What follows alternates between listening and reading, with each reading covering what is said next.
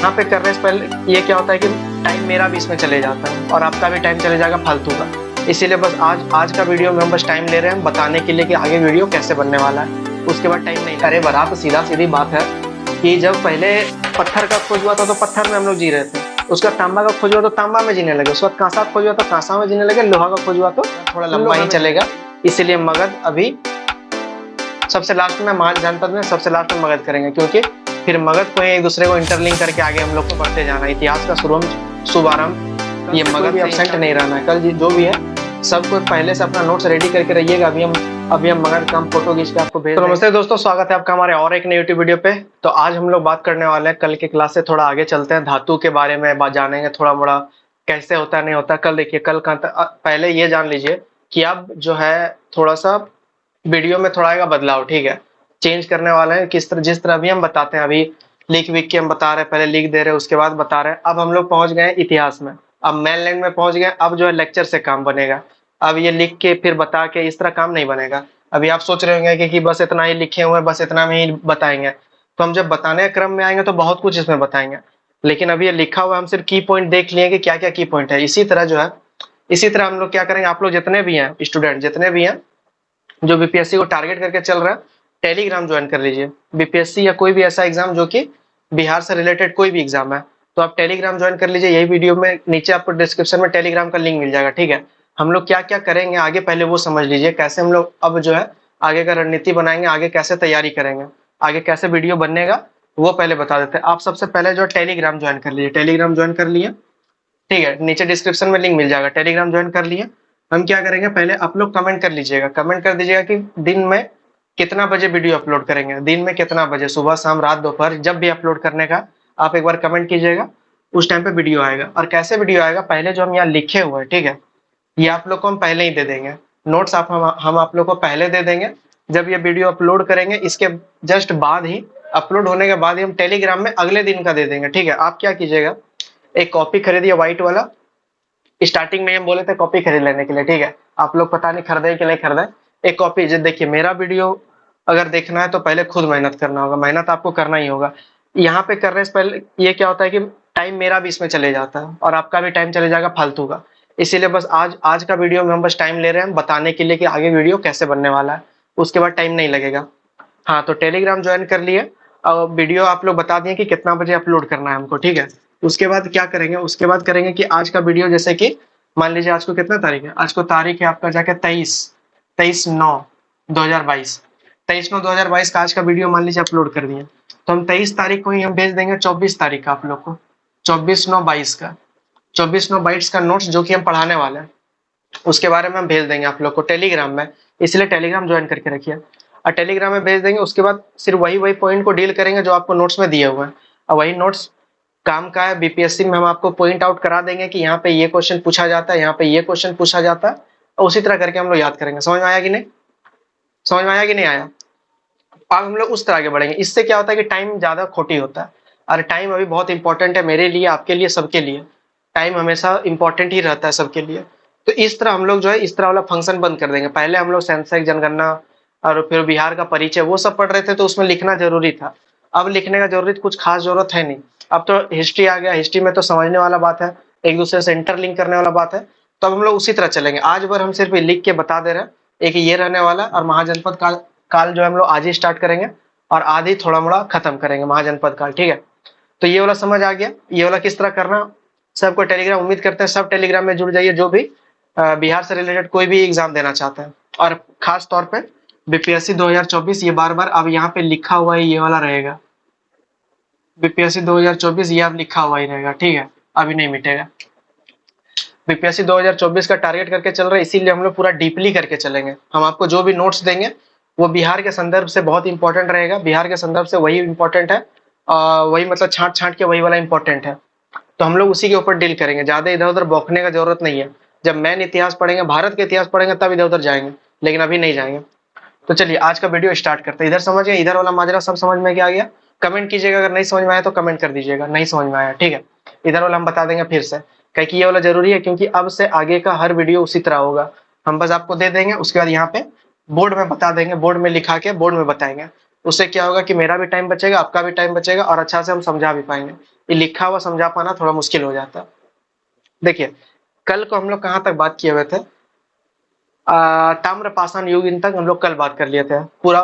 कल तो वीडियो खैर नहीं आया था, हम आप लोगों को टेलीग्राम में ही बता दिए थे कि वीडियो नहीं आने वाला। दिन भर थोड़ा बिजी आजकल हो जा रहे हैं, तो इसीलिए टेलीग्राम में अति वीडियो अपलोड करने में दिक्कत हो जा रहा। तो खैर टेलीग्राम में जुड़ जाइएगा, पता आप लोग को चल जाएगा। चलिए आप हंसते खेलते इधर में आते हैं, सीरियस वाला बात हो गया खत्म, ठीक है ना, सीरियस बात हो गया खत्म, हम लोग हंसते खेलते हुए चलेंगे। कल हम लोग चले थे पाषाण कालीन चले थे, कल का मतलब पिछला वीडियो समझ लीजिए। पाषाण कालीन हम लोग देख लिए थे, हम लोग देख लिए थे ताम्रपाषाण कालीन तक, ताम्रपाषाण युगीन तक देख लिए थे, ठीक है।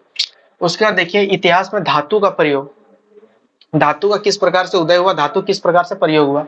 तो सबसे पहले तांबा का इस्तेमाल होने लगा, सबसे पहले तांबा, उसके बाद कांसा, जो कि तांबा और टीन का मिश्रण होता है, ये होता है आपका क्या, तांबा प्लस टीन का मिश्रण होता है ये कांसा। तो तांबा हुआ, उसके बाद कांसा हुआ, उसके बाद लोहा का जब से आविष्कार हुआ, लोहा ने तो पूरा ही क्रांति ही मचा दी। खैर उधर चलेंगे बाद में। तांबा, कांसा और लोहा, तीन तरह का इतिहास में धातु का क्रम खंड है, तीन तरह का। सबसे पहले तांबा का इस्तेमाल हुआ, उसके बाद कांसा का, उसके बाद लोहा का। ये बात याद रखना है, ठीक है, यहाँ कंफ्यूजिंग नहीं होना। इससे भी बहुत क्वेश्चन यहीं से इनडायरेक्ट वे में पूछा जा सकता है। तांबा, कांसा और आपका जाके लोहा पूछा जा सकता है कि वैदिक काल में अथे आपका जाके ये मान लीजिए कि ताम्रपाषाण काल में लोहे का कुल्हाड़ी पाया गया है कि नहीं पाया गया, तो पाया जाएगा कि नहीं पाया जाएगा, तो तभी नहीं पाया जाएगा, ठीक है। सॉरी ताम्रपाषाण नहीं, पाषाण कालीन में लोहे का इस्तेमाल, लोहे का कुल्हाड़ी पाया गया कि नहीं, लोहे का खुरपी पाया गया है कि नहीं पाया गया, फलना जगह से पाया गया, सुमेलित करे, इस तरह क्वेश्चन आप देखिएगा, बहुत कुछ मिल जाएगा आप लोग को। तो बहुत ही अच्छा से इत्मीनान से देखिए, समझ में आ जाएगा। देखिए इतिहास का क्रम, इतिहास का क्रम तो सबसे पहले आता है पाषाण काल। कल हम लोग इसके बारे में फुल्ली डिस्कस किए हुए थे पाषाण काल को। जो पहले अदैतिहासिक काल अदैतिहासिक काल का भी पहले प्रागैतिहासिक काल में पाषाण काल लिए थे। पाषाण काल को भिन्न भिन्न खंड में बांटे हुए थे, जिसमें कि एक ताम्रपाषाण कालीन तक था। तो ताम्रपाषाण कालिक तक खत्म हो गया था हम लोग का। समझ में आया कि नहीं, इतना तक समझ में आ गया। उसके बाद आज देखिए, आज देखेंगे यहाँ से कांस्य युग से लोह युग, कांस्य युग से लोह युग, कांसा का आविष्कार हो गया, लोहा का आविष्कार हो गया। तो जब कांसा का आविष्कार हुआ, कांसा का आविष्कार हुआ तो तभी हम आपको बताए थे सिंधु घाटी सभ्यता और मेसोपोटामिया सभ्यता में क्या डिफरेंस था, पिछला वीडियो में ही बताए थे, जो कि कांसा और तांबा दोनों का बहुत बड़ा डिफरेंस था। तो तभी क्या हो रहा था, कांस्य युग जब प्रवेश किया तो तभी वहां के आदमी लोग जो तभी समझ गए थे कि कैसे इसका यूज किया जाता है, कैसे इसको हम हथियार की तरह यूज कर सकते हैं, कैसे शिकार की तरह यूज कर सकते हैं, कैसे हम इसको दूसरा को डराने के लिए कर सकते हैं, अपना संरक्षण के लिए कर सकते हैं। लेकिन बताइए एक बात कि कांसा ज्यादा मजबूत होगा कि लोहा ज्यादा मजबूत होगा? कांसा से मजबूत कौन होगा, लोहा या कांसा? तो लोहा ही होगा, ऑब्वियस सी बात है।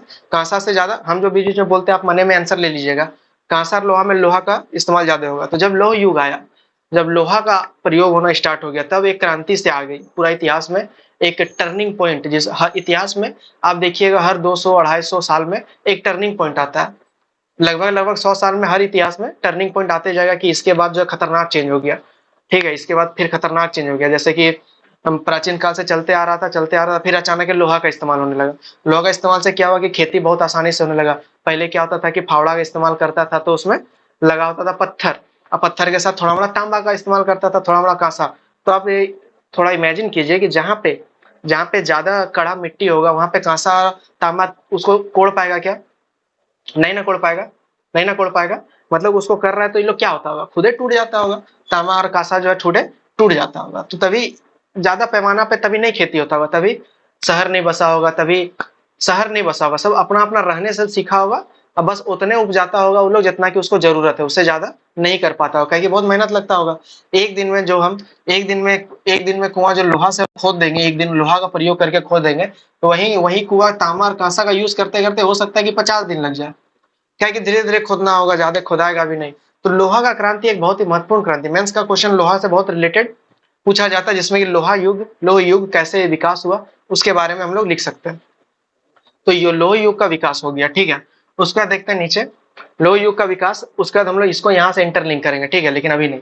सिंधु सभ्यता ताम्र से कांस्य युग से भी गुजरा है। सिंधु सभ्यता जो है ताम्र से कांस्य युग, मतलब कि तांबा काल से स्टार्ट होता है सिंधु सभ्यता, और उसके बाद इधर तक गुजरता है सिंधु घाटी सभ्यता, जो कि हम बताए थे कि 2500 से 1750 BC, ठीक है, प्रथम उत्खनन करता 1921 में खोजा गया, फिर 22 में खोजा गया, और उसके बाद उसी तरह कंटिन्यूअसली खोजा गया। हड़प्पा, मोहनजोदड़ो ये खोजा गया राखालदास बनर्जी, दयाराम साहनी, इन लोग के द्वारा। तो अभी सिंधु घाटी सभ्यता को हम लोग करेंगे स्किप। जितना जरूरत है सिंधु घाटी सभ्यता का बस आज ही जरूरत है, आज ही जितना जरूरत है बस आज ही जरूरत है, उसके बाद सिंधु सभ्यता का जरूरत हम लोग को नहीं है, क्योंकि हम लोग पढ़ रहे हैं बिहार। जब हम लोग चलेंगे मेन इतिहास में, भारत के इतिहास में, ये सिर्फ बिहार हम लोग पढ़ रहे हैं, ठीक है, बिहार सिर्फ पढ़ रहे हैं, भारत का इतिहास अलग से पढ़ेंगे, जिससे कि ये वाला जो आप पढ़ रहे हैं इससे बहुत कुछ रिलेटेड मिलेगा, बहुत कुछ समझ में आएगा, इसीलिए इधर ही हम ज्यादा कुछ डिस्कस कर दे रहे हैं। तो सिंधु घाटी सभ्यता क्या बोले, कांस्य युग से ये जाके ताम्र युग से कांस्य युग से गुजरता है, मतलब कि सिंधु घाटी सभ्यता पाषाण युग में पैदा नहीं हुआ था। और चूंकि यहाँ पे देखिए लोहा का आविष्कार हो चुका है, तो तभी नगरीय सभ्यता उत्पन्न होगी कि नहीं होगी, अच्छा से सभ्यता उत्पन्न होगी कि नहीं होगी। तो सिंधु घाटी सभ्यता जो है एक उपमहाद्वीप का पहला नगरीय सभ्यता है, इसे भारत का ही नहीं पूरा पूरा महाद्वीप का पहला सभ्यता जो है सिंधु घाटी सभ्यता है। नगरीय सभ्यता का बात कर रहे हैं, ग्रामीण सभ्यता नहीं। नगरीय सभ्यता में सिंधु घाटी सभ्यता सबसे पहला नगरीय सभ्यता है। ये बात क्वेश्चन एसएससी सब में भी क्वेश्चन ये वाला पूछा जाता है। यहाँ तांबा और कांसे से प्रेरित था, ये जो है आपका जाके सिंधु घाटी सभ्यता तांबा और कांसा का ज्यादा यूज होता था तभी, ठीक है, तभी लोहा वहा का यूज ज्यादा नहीं हो रहा था। लोहा का यूज होता आपका जाके यहाँ पे आके, लेकिन यहाँ पे ज्यादा यूज नहीं हो रहा था, तो तांबा से ही सब कुछ कर रहा था। उसका देखिए उत्तर वैदिक काल में लौह अधिक मात्रा में पाया जाने लगा। उत्तर वैदिक काल, उत्तर वैदिक काल का क्या मतलब है, 600 बीसी का बात कर रहे हैं। उत्तर वैदिक काल का मतलब है 600, सेकंड नगरीकरण का युग क्या हो जाएगा, 600 बीसी से सेकंड नगरीकरण, मतलब कि महाजनपद काल आ जाएगा। 600 से आ जाएगा महाजनपद काल। उससे पहले चल रहा उत्तर वैदिक काल चल रहा, नहीं उससे पहले सिंधु घाटी सभ्यता। सिंधु घाटी सभ्यता कल हम बताए थे कि सिंधु घाटी सभ्यता कल बताए थे क्या, हाँ कल ही बता दिया था। जब हम नवपाषाण बता रहे थे तब हम बताए थे कि इसको ही दो भाग में बांट दिया गया था, नवपाषाण काल को, ठीक है। उसके बाद नवपाषाण काल से ही माना जाता है कि आरंभ हो गया। तो लोह युग जो है पूरी तरह से उत्तर वैदिक काल में एक ऐसा क्रांति आया जिसको कि लोह क्रांति भी कहा जाता है। उत्तर वैदिक काल को लोह क्रांति भी कहा जाता है। लोहा बहुत अधिक मात्रा में वहां पे मिला, इसीलिए वो द्वितीय नगरीकरण का काल भी कहा जाता है उत्तर वैदिक काल को, 600 बीसी। और उत्तर वैदिक काल से के बाद से ही मेन बिहार का इतिहास स्टार्ट होता है, ठीक है। मेन बिहार का इतिहास जो है उत्तर वैदिक काल के बाद से ही स्टार्ट होता है, ये बात ध्यान रखिएगा। बताते बताते इधर क्या क्या इधर उधर घुस गया, ठीक है। तो इधर वाला बात हम लोग समझिए, इधर वाला बात समझ में आया कि नहीं आया। अरे बरा तो सीधा सीधी बात है कि जब पहले पत्थर का खोज हुआ था तो पत्थर में हम लोग जी रहे थे, उसका तांबा का खोज हुआ तो तांबा में जीने लगे, उसके बाद कांसा खोज हुआ तो कांसा में जीने लगे, लोहा का खोज हुआ तो लोहा में जीने लगे। ये वाला कालक्रम जरूर याद रखिए। सबसे पहले पाषाण, मतलब कि अगर घटते क्रम का बात किया जाए, मतलब कि सबसे पहले क्या हुआ उसके बाद क्या हुआ, तो ऐसे एरो बनेगा, मतलब कि सबसे पहले पत्थर आया, उसके बाद तांबा आया, उसके बाद कांसा आया, उसके बाद लोहा आया। और वहीं अगर बढ़ते क्रम में बात किया जाए तो सबसे पहले लोहा आया, उसके बाद आया आपका जाके कांसा, उसके बाद तांबा, उसके बाद पत्थर आया। ये वाला क्रम याद रखना है, इतिहास के छात्र को ये वाला क्रम तो याद ही रखना होगा, ठीक है। तो इधर वाला हम लोग देख लिए सब, उत्तर वैदिक काल, लोह युग, इधर हम लोग खत्म कर लिए। कल से हम लोग ये सब लिखा लिखी नहीं करेंगे, सीधा सीधी बताना स्टार्ट कर देंगे, ठीक है। उसके बाद देखिए महाजनपद काल, कॉपी हम भी अपना ले लेंगे, कॉपी जो हम आपको दिए हुए वही कॉपी हम लेंगे, वही नोट्स हम लेंगे और वही नोट्स से हम बताएंगे। उससे क्या होगा कि ज्यादा टाइम बच जाएगा, ज्यादा समझ में भी आ जाएगा। उसका देखिए महाजनपद काल, महाजनपद काल बिहार नहीं पूरे भारत के संदर्भ से महाजनपद काल जो मेन इतिहास, मतलब कि इंडिया के इतिहास का बात करें तो महाजनपद काल बहुत इंपॉर्टेंट काल है। ये द्वितीय नगरीकरण का काल चल रहा है, आपको पता ही है 600 बीसी से स्टार्ट है महाजनपद काल, द्वितीय नगरीकरण का काल ही चल रहा है। लोहा का आविष्कार अभी तक हो चुका है। और ये वाला जो है टोटल 16 महाजनपद, टोटल कितना महाजनपद, टोटल 16 महाजनपद अस्तित्व में थे। अब महाजनपद काल केवल भारत में ही नहीं, उधर काबुल, कंधार तक भी फैले हुए थे, गंधार, ठीक है, वहां तक भी फैले हुए थे। और हम लोग को 16 में नहीं जाना है, 16 हम लोग को नहीं पढ़ना है, वो मेन इतिहास का हिस्सा है जो कि कभी और हम लोग चर्चा करेंगे। हम लोग पढ़ेंगे केवल 3 को, केवल 3 को हम लोग पढ़ेंगे। अंग को पढ़ेंगे, हम लोग मगध को पढ़ेंगे और हम लोग एक लिच्छवी को पढ़ेंगे। ये तीनों का संबंध बिहार से, बाकी का संबंध बिहार से नहीं है, और है भी तो थोड़ा मोड़ा है, तो जहां भी थोड़ा मोड़ा रहेगा वहां पर हम बता देंगे। तो चलिए सबसे पहले देखते हैं महाजनपद काल का जो है अथी कहाँ से लिया गया है, सोर्स क्या है, इसका स्रोत क्या है। महाजनपद काल हम लोग पढ़ते कैसे हैं, क्यों पढ़ते हैं, क्यों नहीं, मतलब कि कहाँ से पढ़ा जाता है। तो 2 गो स्रोत है इसका, एगो भगवती सूत्र, एगो अंगुत्तर निकाय। ये पता ही होगा, भगवती सूत्र जैन का पुस्तक है और अंगुत्तर निकाय जो बौद्ध धर्म का है। भगवती सूत्र जैन का और अंगुत्तर निकाय बौद्ध का। ये वाला सीधे सीधे क्वेश्चन पूछा जाता है कि महाजनपद काल में भगवती सूत्र किस धर्म का था और अंगुत्तर निकाय किस धर्म से संबंधित था? तो हो जाएगा बौद्ध धर्म, बौद्ध धर्म हो जाएगा। इससे पहले देखिए, इससे पहले थोड़ा हम लोग चलते हैं, थोड़ा इससे पहले और चलते हैं, बौद्ध जैन के पहले थोड़ा चलते हैं, ठीक है। देखिए क्या हो रहा था, तभी हिंदू आर्य मतलब कि आर्य लोग इधर उधर थे। और आर्य का आपको बता दें कि बिहार का उल्लेख चारों वेद में किया गया, अथर्ववेद में भी, ऋग्वेद में भी, यजुर्वेद में भी, साम्यवाद में भी साम्यवेद में भी, ठीक है, सामवेद में। तो चारों वेद में आपका जाके बिहार का किया गया है। एक बीच में थोड़ा सा बीच में थोड़ा सा टॉपिक हम छोड़ दिए हैं, उसको हम आपको नोट्स के तुरंत पीडीएफ में ही भेज देंगे, ठीक है। टेलीग्राम में आपको हम अपलोड कर देंगे, टेलीग्राम में सब जुड़ जाइए, जो भी मेरा वीडियो देखते हैं वो टेलीग्राम में जुड़ जाइए, टेलीग्राम में अब हम कुछ ना कुछ देते रहेंगे वहां पे। हाँ, तो चारों वेद में बिहार का उल्लेख है, मिथिला का, और फिर अगर उधर आ जाए तो नीचे साइड में भी कहाँ पे, सतपथ ब्राह्मण, ठीक है, सतपथ ब्राह्मण में भी आपका बिहार का जाके उल्लेख किया गया है। सब जगह मतलब कि बिहार का उल्लेख पौराणिक कथाओं में पहले के जमाना में बहुत बार इस्तेमाल किया गया, बहुत बार मतलब कि बहुत जगहों पर, ठीक है। और तभी क्या हो रहा था कि वो लोग का धर्म के बीच में विवाद होने लगा था, कि बोला गया कि अरे ये धर्म जो है अच्छा नहीं है, हिंदू धर्म अच्छा नहीं है, आर्य लोग अच्छा नहीं है, बहुत सारा रीति रिवाज कर्मकांड इतना कड़ा कड़ा कर दिया गया तभी के टाइम में कि आम जनता लोग जो है वो स्वीकार नहीं कर पा रहे थे कि ऐसा भी हम लोग कैसे करेंगे, इतना हार्ड हम लोग कैसे अपनाएंगे। जैसे कि आपको एक उदाहरण के तौर पे हम बताते हैं कि तभी कोई यज्ञ वज्ञ किया जाता था, ऐसा बोला जाता है कि यज्ञ किया जाता था, तो जो यज्ञ करवा रहा है, जो यज्ञ करवा रहा है उसको बोला जाता था कि तुम जो है सभी नदियों से 16 नदियों से तुम जो है पानी लेके आओ, 16 नदियों का पानी लेके आओ, तब हम उसको शुद्ध मानेंगे, तब वो यज्ञ संपन्न होगा। उसका सोना का चलनी से वो सब पानी को उसको किया जाएगा, क्या बोलता है उसको, छाना जाएगा। तो ऐसा तरह से रीति रिवाज कर्मकांड इतना तरह से उलझ गया, फंस गया, जिसके कारण ये बौद्ध और जैन का उत्थान हुआ। इसीलिए बौद्ध और जैन का उत्थान हुआ। बहुत सारे लोग बोला क्या कि नहीं ये वाला जो है सही मार्ग नहीं है, इसमें बहुत कठिन होता है, कठिनाइयां होती है। तो आपको पता ही है बौद्ध धर्म जो है मध्यम मार्ग अपनाते हुए आगे बढ़ने का बात करता है। बौद्ध धर्म, गौतम बुद्ध, उधर के बारे में हम लोग पढ़ेंगे बाद में। हम आपको स्टार्टिंग में ही बताया कि बिहार एक ऐसा जगह है जहाँ पे गौतम बुद्ध, महावीर, जैन और बड़ा बड़ा हस्ती जो कि पूरा का पूरा भारत के इतिहास को बदलने वाला व्यक्ति बिहार से नाता रखता है, ये बात आपको मानना पड़ेगा, ठीक है। तो एक मध्यम मार्ग का इस्तेमाल किया गया, तो इसीलिए जो है बौद्ध और जैन का उदय किया गया। उदय हुआ मतलब अपने आप उदय हो गया। वो लोग देखा क्या कि इसमें रीति रिवाज में बहुत कर्मकांड है, अच्छा से हम लोग रह नहीं पा रहे हैं, तो धीरे धीरे करके कोई कोई बोला कि इसको बहिष्कार कर देना चाहिए, इसको नहीं मानना चाहिए। तो वो लोग धीरे धीरे करके अपना धर्म स्थापित करने लगे, जिससे कि बौद्ध धर्म और जैन धर्म टूट गया। मतलब कि बौद्ध धर्म अलग है, जैन धर्म अलग है, फिर बौद्ध धर्म अलग टूटता, फिर जैन धर्म अलग टूटता, वो बात की कहानी है। तो समझिए इसका स्रोत क्या है, अंगुत्तर निकाय और भगवती सूत्र। हम जो जो बोलते हैं वो एकदम आपको याद रखना है, समझना है, बस समझते जाना है कि कैसे कैसे हम बोल रहे हैं, क्या बोल रहे हैं। एक दूसरे से इंटरलिंक करके पढ़ेंगे तो नहीं मजा आएगा जी, मजा आएगा।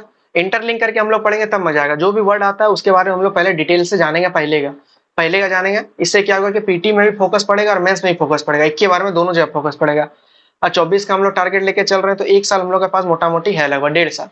तो 1.5 साल में पूरा का पूरा सिर्फ बिहार ही नहीं, पूरा हिस्ट्री, पॉलिटिकल साइंस, जितना भी इंपॉर्टेंट है पेपर बैंक मतलब क्वेश्चन बैंक के हिसाब से हम लोग पढ़ेंगे। तो ये हो गया आपका जाके स्रोत। आज को हम सिर्फ टाइम ले रहे हैं, कल से एकदम पूरा धड़ाधड़ चलेगा, पूरा एकदम धड़ाधड़ रिपीटेड, एकदम सीधे भेजे में उतरते जाएगा। उसका देखिए महाजनपद काल की विशेषता, यहाँ तक समझ गए। महाजनपद काल कब से स्टार्ट हुआ है? 600 BC से महाजनपद काल, दूसरी नगरीय सभ्यता स्टार्ट हो रहा है यहाँ से। तो महाजनपद काल की विशेषता क्या है? तो सबसे पहला विशेषता तो यही है कि यह द्वितीय नगरीकरण का काल है, द्वितीय नगरीकरण का काल है। दूसरा है कि ऐतिहासिक काल। ऐतिहासिक काल इसको क्यों कहा जा रहा है, ऐतिहासिक काल क्यों कहा जाएगा? आप ही जरा सोचिए, पीछे का बात से आप समझिए कि ऐतिहासिक काल इसको क्यों कहा गया। कोई विशेष बात इधर में हम लिखाए हैं क्या?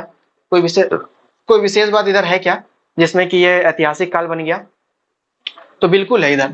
अगर आप अभी तक अच्छा से मेरा वीडियो देख रहे हैं, समझ रहे हैं, बिना स्किप के देख रहे हैं, तो आपको समझ में आ गया कि इसको ऐतिहासिक काल इसको क्यों कहा जाता है, समझ में आ गया होगा। देखिए यहाँ पे देखिए, उत्तर वैदिक काल में लोहे का अधिक इस्तेमाल किया जाने लगा।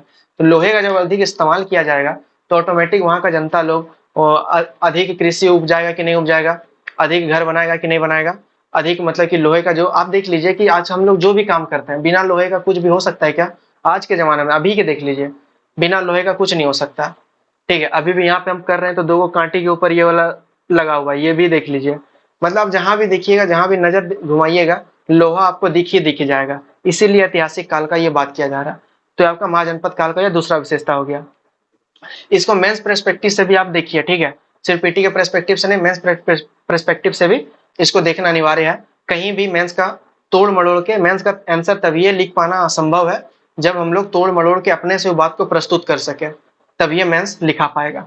ये बात हम आपको पार्ट 2 में भी, जब हम पार्ट 2 बता रहे थे, पार्ट 2 में भी बहुत बार बताए थे, और पार्ट 3 दुर्गा पूजा के बाद ही स्टार्ट करेंगे। अभी देख रहे हैं बीपीएससी में ज्यादा बच्चे फोकस नहीं कर रहे हैं, ठीक है, तो हम पार्ट 3 जल्दी ले आएंगे। जिनको बीपीएससी नहीं करना हो पार्ट 3 में फोकस करेंगे।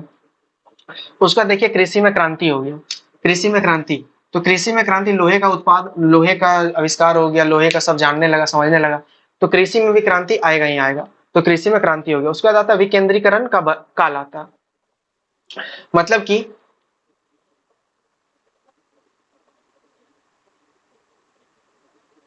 विकेंद्रीकरण का क्या मतलब?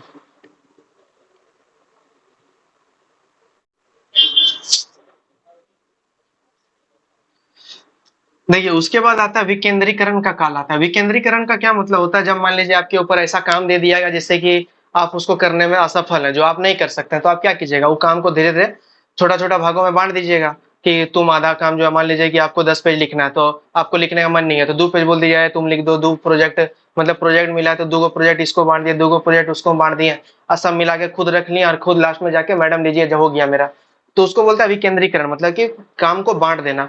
तो विकेंद्रीकरण ये उत्तर वैदिक काल में, मतलब महाजनपद काल में उस तरह का विकेंद्रीकरण का काल आया।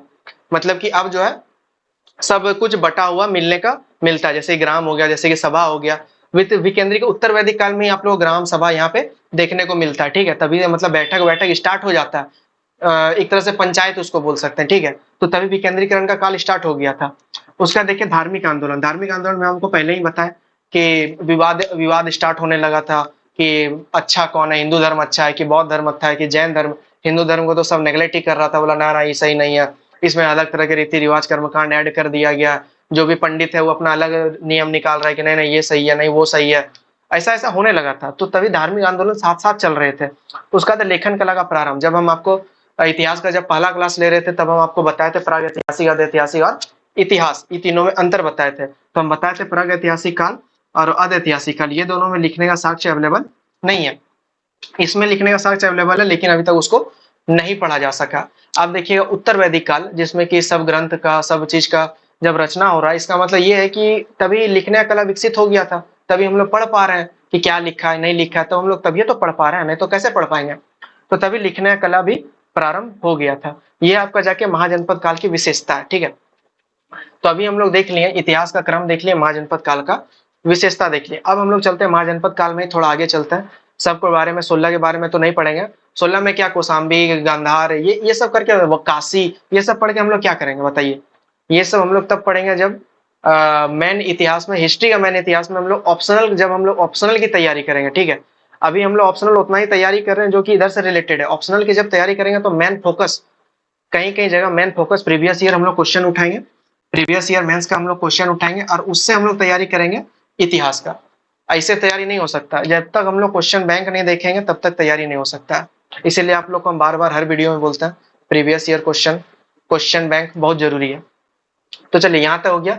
अब हम लोग इसको मिटा के चलते हैं आगे। आज बार हम लोग लिखा लिखी वाला काम कर रहे हैं, उसका लिखा लिखी वाला काम खत्म। उसका क्या हो गया, टॉपिक है कि एक ही बार में ज्यादा खत्म कर सकते हैं उस तरह। अभी क्या होता है कि टाइम मिलता है, और एक तो 40 मिनट का एक तो वीडियो बना सकते हैं, उससे ज्यादा हम वीडियो बना भी नहीं सकते, क्या कि इंटरनेट का मेरा प्रॉब्लम है, 40 मिनट से ज्यादा वीडियो बना नहीं सकते। और यहाँ लिख लिख के करना करवाने में ज्यादा दिक्कत हो जाता है। तो उससे क्या होगा कि हम आपको भेज देंगे, आप सीधा उसको कॉपी में उतार लीजिए। अब मेरा वीडियो देखते समय आप कॉपियां भी खोल रखिएगा, मोबाइल भी खोल रखिए।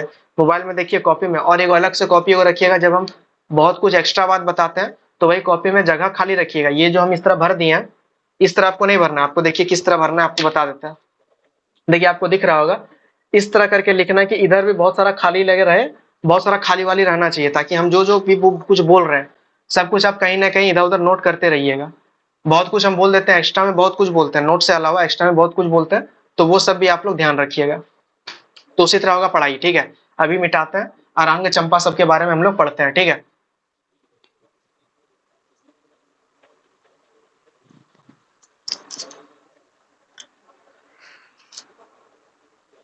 तो चलिए अब इधर आते हैं, अब इधर पे आते हैं, अब हम लोग इसको देखते हैं। 3 जनपद जो बोले, 16 महाजनपद में बहुत सारा छोड़ देना, कोसी, कौशाम्बी, गांधार, कांधार जो भी था, ये सब वो सब में दिमाग नहीं लगाना है। 16 में केवल 3 है जो बिहार के संदर्भ से इंपॉर्टेंट है, बाकी इंपॉर्टेंट नहीं है। जिसमें कि सबसे पहला आता है मगध। मगध का आपको पता ही होगा कि केवल बिहार के लिए ही नहीं, पूरे पूरे भारत के लिए मगध बहुत इंपॉर्टेंट है।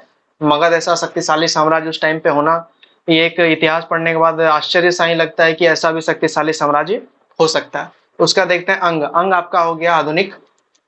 अभी के तुलना में बात करेंगे तो आपका भागलपुर वाला एरिया जो है, भागलपुर और प्लस मुंगेर वाला जो एरिया, उसको बोलता है, दोनों मिला के पहले बोला जाता था अंग। अंग अंग महाजनपद में भागलपुर और मुंगेर आ जाता है। अब वज्जी में आ जाता है आपका जाके मुजफ्फरपुर।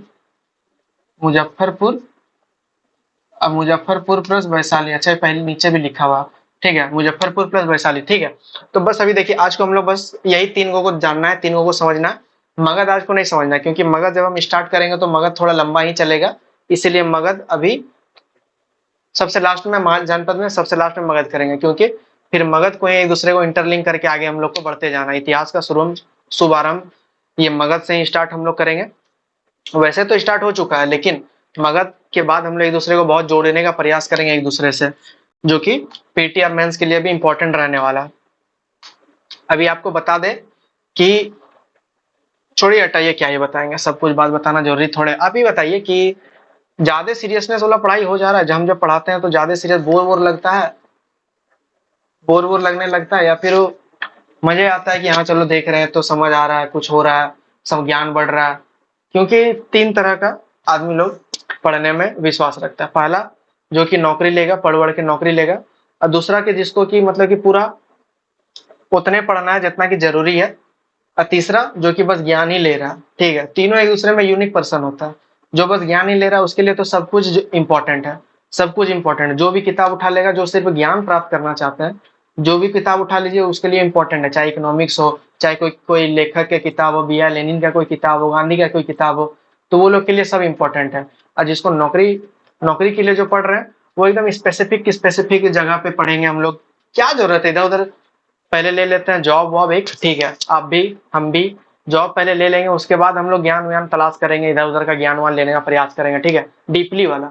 अभी भी हम लोग डीपली ही चल रहे हैं, ऐसा नहीं है कि डीपली नहीं चल रहे हैं, लेकिन अभी हम लोग उस कदर चल रहे हैं जितना प्रीवियस ईयर क्वेश्चन जब हम लोग सेट सॉल्व करेंगे तब दिखाएंगे।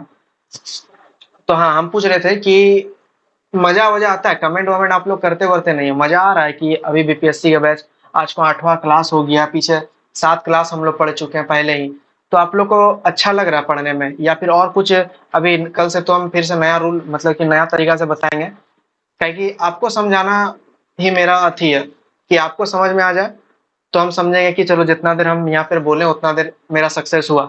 अगर आपको समझ में नहीं आया तब फायदा नहीं है यहाँ पे खड़ा होकर बोलने का, कि हम क्या बता रहे नहीं बता रहे, फायदा नहीं है। तो आप उसको बात को जरूर कमेंट कीजिएगा कि और भी थोड़ा इंटरेस्टिंग वे से और पढ़ा सकते हैं क्या, तो आप कमेंट करके जरूर बताइएगा, ठीक है।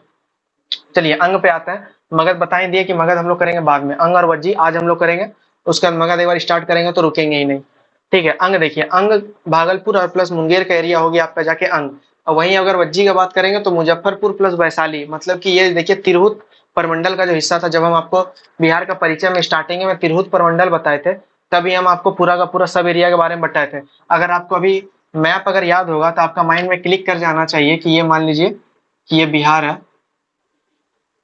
ये मान लीजिए कि बिहार है, तो बिहार अगर ये पे अंग अंग बोल रहा है तो अंग वाला एरिया कौन सा हो जाएगा, ये वाला एरिया हो जाएगा अंग का, क्योंकि यहाँ पे भागलपुर आ जाता है, भागलपुर से ऊपर थोड़ा देखेंगे तो मुंगेर आ जाता है, तो ये वाला पूरा एरिया अंग का आ जाएगा। वहीं अगर वज्जी का बात करेंगे तो मुजफ्फरपुर और अथी का बात हो जा रहा है, तो ये वाला एरिया हो जाएगा। और मगध का बात करेंगे तो यही वाला एरिया हो जाएगा, पटना वाला एरिया हो जाएगा। अगर आपको मैप याद होगा, हम आपको मैप याद करवाए हैं, जो भी नए आए अभी, जो भी ये वीडियो अभी तक मतलब कि अभी जस्ट देखना स्टार्ट किया, तो पहले मैप वैप पढ़िए, मैप वैप देखिए, स्टार्टिंग से देखिए, वीडियो स्टार्ट कीजिए। 8 क्लास हो गया, बस 7 क्लास देखने में ज्यादा टाइम नहीं लगेगा, पहले वो तो देखिए, तब जो है ना जबरदस्त समझ में आएगा, मैप के थ्रू जबरदस्त समझ में आएगा, ठीक है। अंग का समझ गया, अंग कहाँ पे, भागलपुर और प्लस मुंगेर, और वज्जी कहाँ पे, मुजफ्फरपुर प्लस आपका जाके वैशाली, तिरहुत प्रमंडल, ठीक है। अब क्या हो जाएगा, आवाज पता नहीं कि आवाज आ रहा है कि नहीं आ रहा है, हमको पता नहीं है, ठीक है। हम बस बनाना स्टार्ट कर दिए। हो सकता है ये आवाज़ ना भी आए, अगर नहीं आ रहा है तो एडजस्ट प्लीज़ कर लीजिएगा थोड़ा बहुत, क्योंकि कभी कभी दिक्कत भी हो जाता है। सबसे पहले देखिए अंग का उल्लेख कहाँ पे किया गया। हम आपको बताएं कि बिहार का उल्लेख चारों वेद में किया गया, शतपथ ब्राह्मण में किया गया और अलग अलग ग्रंथों में भी बहुत जगह किया गया है। तो अंग का अथर्ववेद में उल्लेख मिलता है। अथर्ववेद 4 वेद आपको बताएंगे। अथर्ववेद में उल्लेख सबसे पहले अंग का मिलता है। उसका वैन संघ ने भागलपुर के निकट के क्षेत्र को जो है उसको अंग करके पुकारा। वैन संघ, जब हम लोग पढ़ेंगे वैन संघ को कहा जाता है नीति का पंडित शाक्य मुनि। और वैन संघ ही जो वह बंदा है जो कि विदेशी यात्री में, मतलब कि यात्रियों में सबसे सुंदर बोला जाता है वैन संघ को। वैन संघ से रिलेटेड बहुत सारा क्वेश्चन ऑब्जेक्टिव बनता है, बहुत सारा ऑब्जेक्टिव बनता है। लेकिन वैन संघ हम लोग तब पढ़ेंगे जब हर्षवर्धन पढ़ेंगे। जब ये वाला पोर्सन में हम लोग आगे बढ़ते चलेंगे तो एक टाइम में 600 ईस्वी में 606 से 647 में हम लोग को बैठाएगा वैन संघ का काल बैठाएगा। वैन संघ हम लोग पढ़ेंगे, ठीक है, वो भी इंपॉर्टेंट है वैन संघ। तो वैन संघ बोल रहे हैं, हर्षवर्धन का बोल रहे हैं, सॉरी वैन संघ ही बोल रहे थे। हर्षवर्धन जब पढ़ेंगे ये वाला काल को जब पढ़ेंगे तब हम लोग वैन संघ के बारे में और डिटेल से जानेंगे, ठीक है। अभी हम लोग वैन संघ के बारे में ज़्यादा डिटेल से नहीं जान रहे। अभी बस इतना समझ लीजिए कि यात्रियों में सुंदर, शाक्य मुनि, ब्राह्मणों का पंडित, ये सब इसको कहा जाता है। अलग अलग नाम, चीनी यात्री था वैन संघ और फायन 2 होता है, इंपॉर्टेंट। तो भागलपुर के निकट के क्षेत्र को नाम दे दिया, वो क्या अंग दे दिया नाम। उसका राजधानी देखिए, इसका चंपानगर हो गया राजधानी, बगल में ही है, भागलपुर के बगल में ही एक राजधानी चंपानगर बोल के एरिया, उसी के नाम पर अभी तक उसी का नाम चंपानगर। प्रथम राजा थी तुच्छी, ठीक है। अब ये नहीं पूछिए कि ये किस वंश का था नहीं था, उस टाइम में ज़्यादा साक्ष्य वाक्ष्य मिला नहीं है, ठीक है।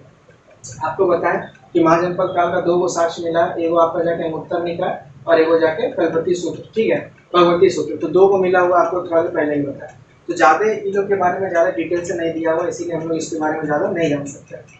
तो तितुक्षी प्रथम राजा, और संभवतः जो है सूर्यपुत्र कर्ण या दानवीर कर्ण, संभवतः बोला जाता है कि यहाँ का अंतिम राजा रहा। कहाँ आप गए होंगे, मुंगेर अगर आप गए होंगे तो मुंगेर में कर्ण का किला है। मुंगेर में कर्ण का किला एकदम जबरदस्त। वहाँ पे ये बोला जाता है कि कर्ण जो है वहाँ पे दान वान दिया करते थे हमेशा। दानवीर कर्ण, आपको महाभारत अगर पता होगा, महाभारत अगर देखे होंगे, समझते होंगे, तो कर्ण एक ऐसा पर्सन था जो कि पता था कि हम हार जाएंगे लेकिन फिर भी युद्ध कर रहा था। पता था कि हम हार जाएंगे, अपना दोस्त को नहीं छोड़ा। वही अगर इसके कुछ बात सपोर्ट में भी है, कुछ बात विरोध में भी है, तो खैर उधर वाला जाति धर्म वाला मुद्दा में हम लोग नहीं जाएंगे। संभवतः कर्ण यहाँ का अंतिम राजा माना जाता था अंग का। लेकिन उसके बाद देखा महाभारत काल के बाद के शासन काल को थोड़ा मोड़ा देख लेते हैं, क्योंकि एक अस्थाई मतलब कि हाँ एग्जैक्ट यही होगा ऐसा कोई प्रमाण नहीं है, एग्जैक्ट यही होगा ऐसा कोई प्रमाण नहीं है, ठीक है। देखिए सबसे पहला दधिवाहन, महाभारत के काल के बाद दधिवाहन, दृढ़वर्मन और ब्रह्मदत्त। दधिवाहन, दृढ़वर्मन और ब्रह्मदत्त। ब्रह्मदत्त कौन है? ब्रह्मदत्त के बारे में थोड़ा बता देते हैं। ब्रह्मदत्त जब यहाँ मगध हम पढ़ाएंगे तब पढ़ाएंगे बिंबिसार के बारे में। जब मगध पढ़ाएंगे तो पढ़ाएंगे बिंबिसार के बारे में, हरियर वंश के बारे में आपको हम बताएंगे, ठीक है। हरियर वंश के बारे में आपको बताएंगे। तो एक समय ऐसा आता है जब ये दोनों में युद्ध होता है और ये जो बिंबिसार जो है ब्रह्मदत्त को हरा के अंग को जो है अपना राज्य में मिला लेता है। मतलब कि ब्रह्मदत्त जो, ये बात हो रहा है आपका जाके 544 से लगभग 450 की बात हो रहा है, ठीक है, बीसी तभी का बात हो रहा है। ध्यान दीजिएगा, डेट वेट थोड़ा बड़ा समझ, एग्जैक्ट डेट याद बात करने की जरूरत नहीं है, जो बोलते हैं थोड़ा बड़ा समझते चलिए, ठीक है। हाँ, तो कहाँ पे थे? ब्रह्मदत्त। तो बिंबिसार क्या किया था कि ब्रह्मदत्त को हराया और अंग को मगध में मिला गया। तो अंग का अस्तित्व खत्म हो गया, इसीलिए अब हम लोग अंग पढ़ाना कर देते हैं बंद। अंग में इतने जानने लायक बात है, और जहाँ जहाँ जरूरत होगा बताने लायक है वहाँ वहाँ बताया जाएगा, उसमें कोई दिक्कत की बात है नहीं। मजा आ रहा है ना पढ़ने में? समझ में आ रहा है ना? समझ में आना चाहिए, ठीक है। कमेंट आप कीजिएगा, कभी भी कर दीजिए कमेंट। अगर नहीं समझ में आया तो वीडियो को पॉज कीजिए और कमेंट कीजिए, हम उसको जरूर देखेंगे, जरूर रिप्लाई करेंगे आपको। उसका देखिए वजी को बोलते हैं मुजफ्फरपुर वैशाली तिरहुत परमंडल का हिस्सा। यह गणराज्य था और उस समय कुल 10 गणराज्य थे। उस समय गणराज्य में बटा हुआ था। गणराज्य हम आपको पहले ही बता दिए क्या होता है। गणराज्य का मतलब ये होता है कि सर्वोच्च पद जो है कोई भी आम जनता हासिल कर सकता है, इसका मतलब होता है गणराज्य, ठीक है। बस सीधा सीधी मोटा मोटी मतलब अब यही समझिए। वर्तमान क्षेत्र बता दें, 8 कुलों का एक संघ था। वज्जी जो था वो टोटल 8 कुलों का संघ था, मतलब अलग अलग 8 गो बटा हुआ था, जन्म में बटा हुआ था, और उसका एक संघ था जिसका कि राजधानी आपका लिच्छवी थी। देखिए इसका राजधानी लिच्छवी, आप लोग कहीं पढ़े होंगे कि अगर अति भेटाता है कि प्रथम गणराज्य लिच्छवी है या फिर वज्जी है, इसमें कंफ्यूज नहीं होना, ठीक है। ऑप्शन देख के आप दोनों में करेक्शन कीजिएगा, वज्जी भी है और लिच्छवी भी है। वज्जी का अंदर लिच्छवी काम कर रहा है, ठीक है। वज्जी आपका जाके अंग अंग है, अति अंग बोलते हैं, महाजनपद है वज्जी। और वज्जी का नीचे जो अलग अलग 10 को बोलेगा कि 8 कुलों का संघ था, तो 8 कुलों में एक संघ था लिच्छवी, ठीक है। 8 कुलों में एक संघ था लिच्छवी, और ये संघात्मक ढांचा के रूप में कार्य करता था। जैसे कि अभी है, जैसे कि केंद्र में अलग सत्ता हो गया, अलग अलग सत्ता हो गया, सब जगह सबको अलग अलग विभाजन कर दिया गया, बांट दिया गया, तो उस टाइम में ये संघात्मक था, आप याद रखिएगा, लिच्छवी वज्जी, इसीलिए प्रथम गणराज्य भी है ये विश्व का। महावीर का माता त्रिशला का जो संबंध है वो यहीं से, वज्जी महावीर का माता, महावीर जैन, आगे पढ़ाएंगे भी आपको। महावीर जैन का जो माता है, आगे 540 बीसी में उनका जन्म होता है। अच्छा, इसके बारे में बताएंगे बाद में, ठीक है। 540 से 99, ठीक है, बताएंगे इसके बारे में। महावीर के बारे में कहा कि महावीर का जन्म आप नेट में देख लीजिए, आप किताब में देख लीजिए, आप कहीं भी देख लीजिए, सब जगह आपको अलग अलग मिलेगा। कहीं दे देगा 540, कहीं दे देगा 599, नेट में भी देखिएगा तो कुछ अलग मिलेगा। अगर ऑथेंटिक किताब खोलिएगा उसमें अलग मिलेगा, तो इसमें थोड़ा विवाद है, तो उसको क्या चलेगा बाद में। 540 से मान के चलिए उसको। संघात्मक ढांचा के रूप में कार्य बताएं। संघात्मक ढांचा, उसका सभा में सभी राजाओं को महत्व दिया जाता था। ये सभी राजा का क्या मतलब है, वो जो 8 जो कुल है, लिच्छवी का अलग राजा होगा, उसका अलग राजा होगा, सभी राजा बराबर में थे, और सभी राजा आपस में सलाह विमर्श करते थे कि क्या करना है, आगे का कैसे करना है। जैसे सभी का बजट सत्र होता है, तभी भी वो लोग सत्र में बुलाता हुआ कि आओ हम लोग मिलते हैं, मिलते हैं, गले मिलते हैं, आगे का कार्यक्रम बनाते हैं, कैसे देश चलाएंगे, कैसे राजा बदलेगा, कैसे पानी लाएंगे, कैसे। तो तभी ये सब काम हो रहा था वज्जी के टाइम में, ठीक है। समझ लीजिए कि कब का बात हो रहा है। पूरा दुनिया में गणतंत्र देने वाला राज्य कौन हो जाएगा, बिहार हो जाएगा पूरा दुनिया में। और ब्रिटेन दावा करता है कि हम जो है हम जो भारत को संघात्मक दिए हैं, तो पहले तो है भैया हम लोग के पास संघात्मक ढांचा, पहले ही तो है अवेलेबल मेरे पास। भले ही है कि ज़्यादा विकसित नहीं कर पाए, लेकिन था तो। इंडियन लोग जो है ज़्यादा वेस्टर्न कल्चर से प्रभावित रहे, इसीलिए बोलता है कि संघात्मक ढांचा हम लोग वहाँ से लिए। ब्रिटेन तो खुद यहाँ से ले लिया संघात्मक ढांचा, खुद तो ब्रिटेन यहाँ से ले लिया कि चलो एगो बड़ा कुछ कर देते हैं, राजा बना देते हैं, अलग अलग विभाजन कर देते हैं। ये वही क्या मतलब है। हम लोग का इतिहास ऐसा है कि मतलब पहले से हम लोग को पता है ये सब, पहले से ही हम लोग ये सब पे जानकार रह चुके हैं। आगे हम लोग और पढ़ेंगे, और भी खतरनाक खतरनाक बात हम लोग पढ़ेंगे, ठीक है। तो ये हो गया आपका वज्जी। वहीं पे आते हैं अम्रपाली का जिक्र होता है। आप लोग नाम सुने होंगे अम्रपाली के बारे में। अम्रपाली, ठीक है। अम्रपाली जो है वैशाली की नगर वधु थी, ठीक है। अम्रपाली जो है ये वैशाली की नगर वधु थी, वैशाली की नगर वधु। इसके बारे में बता देते हैं थोड़ा सा, क्योंकि कभी कभी हो जाए तो पूछ ले, तो पूछ ले। हम वैशाली की नगर वधु थी, और एक नर्तकी भी थी अम्रपाली। अम्रपाली रे ऐसा कुछ गाना भी है इसका, बहुत सारा गाना वाना भी अम्रपाली का निकला हुआ, तो उधर ख्याल हटाइए। वैशाली के नगर वधु थी, ये प्रमुख नर्तकी भी थी, और ही आगे जाके कालांतर में जाके गौतम बुद्ध के पास जाती है। गौतम बुद्ध का ये शिष्य बनती है, ठीक है। गौतम बुद्ध का ये दूसरा शिष्य, गौतम बुद्ध का दूसरा महिला शिष्य, दूसरा शिष्य। आप ये बताइए, कमेंट कीजिएगा कि गौतम बुद्ध का पहला शिष्य कौन है, पहला शिष्य कौन है। ये वाला तो आपको कमेंट करना ही पड़ेगा। अगर मेरा वीडियो अभी तक देख रहे हैं, ये वीडियो अभी तक बने हुए हैं, तो ये जरूर कमेंट कीजिएगा कि पहला शिष्य, गौतम बुद्ध का पहला शिष्य किसे माना जाता है, कौन है, ठीक है। और ये अम्रपाली हो गया दूसरा शिष्य, इसका तो पहला शिष्य कौन है।